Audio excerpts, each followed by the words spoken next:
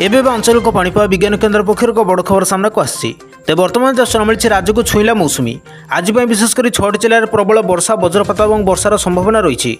आसंता 28 तारिख पर्यंत राज्य में प्रबल वर्षा और वज्रपातर संभावना रही। एने आपण मैंने अलर्ट रुहतु। तेज आगक ओडिशा रे केउं सब जिला को अधिक अधिक मात्रा वर्षा रही, केउं सब जिला को बिजुली घड़घड़ी सतर्क सूचना जारी कर भिडियो संपूर्ण अपडेट जाना बास्ता पूर्व भिडियो गोटे लाइक करूँ, सांग सहित भिडियो बहुमात्रा सेयार करूँ।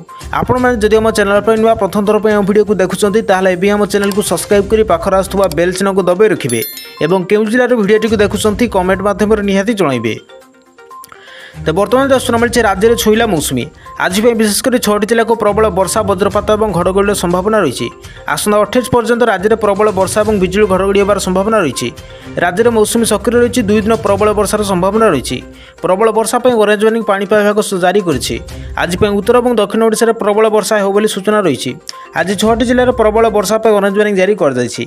आज बालेश्वर, केन्दुझर, मयूरभंज, नवरंगपुर, रायगड़ा, कोरापुट और मालकानगिरी को ऑरेंज सतर्कता जारी कर दी। यह सब जिलागुड़िक पाणीपाग केन्द्र पक्षर सतर्क सूचना जारी कर दी। आसंता 24 घंटा मध्य यह सब जिला मानक बिजुली घड़घड़ी सहित प्रबल वर्षा और गोटे कि 2टी स्थान में कुआपथर वर्षा ऑरेंज वार्निंग जारी कर दी। सहित उपकूलवर्ती जिलागुड़िकर वर्षा संभावना थिबार पाणीपाग केन्द्र पक्षर येलो वार्निंग जारी कर दी।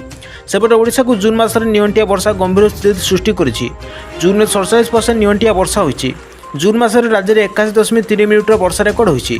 साधारणतः वर्तमान 154.6 मिनिटर वर्षा होगा कथा 47% कम होइतिबा सूचना दैछि आंचलिक पाणीपाग विज्ञान केन्द्र। बास ये आज संपूर्ण पाणीपाग खबर। तेज दर्शक बंधु जदि आप प्रतिदिन पाणीपाग रिलेटेड वीडियो सबुदिन जाना चाहते आम चैनल सहित जोड़ी रुहतु।